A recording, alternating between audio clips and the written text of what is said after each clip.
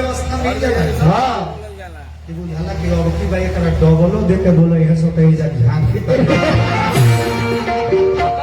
लेकिन ये जाकर प्रेम मिलल ई सब हकीकत कहते हैं। तो एजा अइला के बाद हम केना लागल है कि जब लोग समझता कि ना भाई कोई गैर हो। हां तीनों कलाकार के बराबर सम्मान के परिवार से पूरा फैमिली द्वारा मिलल है। घर के माता बहन बेटी लोग के हाथ से पुरस्कार मिलल। मन आनंदित हो गई। बाकी ये बात कि जब करता निमन बारे तब गौनाइयो निमने होके के चाहे। जब करता निमने बा अबे से बोका आई बड़े तो कुमार सनु अच्छा मान ली हम साज समझिए चाहते रखे हमारे बेवकूफी वाला काम हो जाए। प्रदुमन जी के दल बल ठीके बजावे इहे बैंड फेरे वाला काम कर दे। गुड्डू हलचल जी के टीम लोग ठीके बजावे ये बुझाए के मौआ गइले। ये भाई तो दुल्हा समझिया चाहे बरतिया टाइटे रह के का करी जब दुल्हे मौग निकल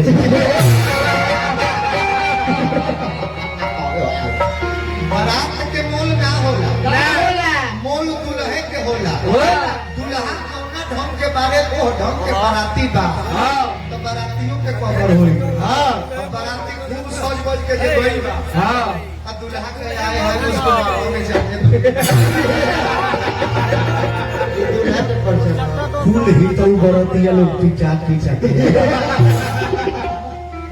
हम देखा था नहीं कि सब कुछ जब व्यवस्था ठीक बा इतना सुंदर माइको का साउंड सिस्टम इतना सुंदर हुआ सब प्ले कर रहा होगा।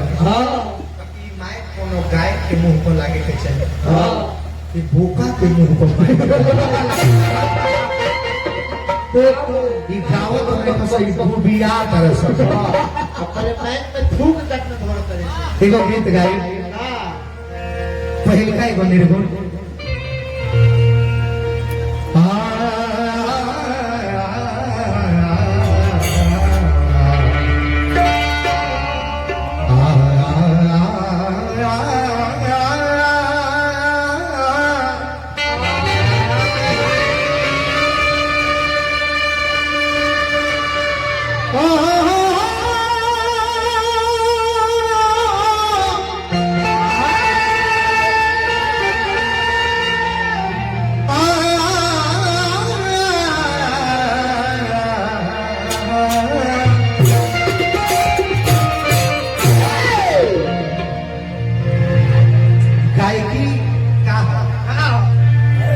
प्रदुमन जी तू हूँ बवला बाकी हम देखने के मधुरता ना निकल रूढ़ आवाज निकल गाय के मतलब गावे तो आवाज से ओकरा मधु छुए रस छुए तू हूँ गावता ऊपर चढ़ता लेकिन बुझाता कि सुअर हलाल कल जाता पता ही ना तेरा अंतरिक्ष में भ्रमण करे लगता।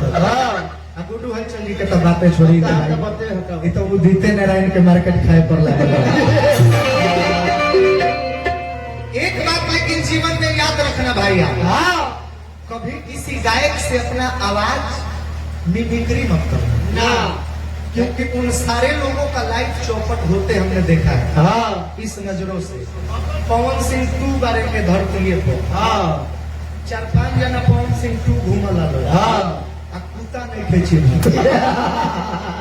काहे अब मैंने पवन सिंह को बोरले भाई तो फिर 2 के का काम बा भाई मार्केट में ओरिजिनल पतंजलि के प्रोडक्ट मिले तो फिर झूठों के 200 पतंजलि चाहे चतंजलि लिख के केहू बेचे ये चतंजलि जीवन में हुआ खेसारी लाल यादव जी की आवाज लेके खाली आवाज ना नाम भी लिख के पवन 2 खेसारी 2 वैसा आवाज सेम लेके मार्केट में कुत्ता नहीं थे पूछो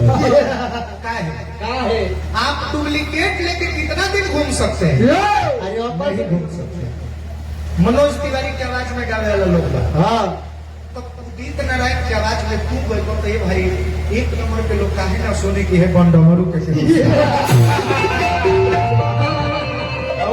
उदित नारायण का गाना गाने से मैं मना नहीं कर रहा लेकिन आप अपने छवि को दर्शाइए। हाँ। गाना उनका हो, ओ। मैं गाना गाता हूँ गायत्री बाबा का, हाँ। भरत शर्मा के गावे हैं, हाँ। तो हम भरत शर्मा के आवाज में काहे गए भाई? काहे? वही चीज के हम अपना अंदाज में गाए, हाँ। तो अब हमारा रास्ता बनी। पवन सिंह के गाना गाए तो उनका आवाज में मिलावट ना चाहो, हाँ।